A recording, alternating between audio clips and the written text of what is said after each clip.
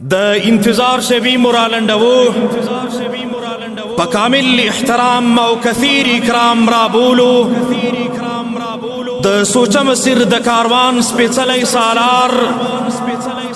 د امت د برم او عظمت راګرځون کی او معمار د څوارلسم قرن مجدد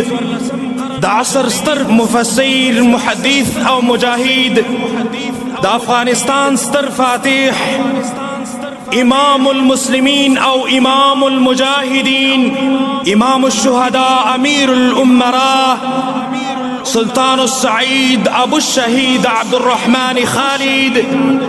علي قدر امير المؤمنين الحاج شيخ القرآن والحديث حضرت مولانا ومولوي هبة الله اخنزاده صاحب حفظه الله تعالى ترڅو تر منتخب بیالوري قدرمن حضور را اظهار کړي او پر خپلو بورا مثل اسلام پال ولس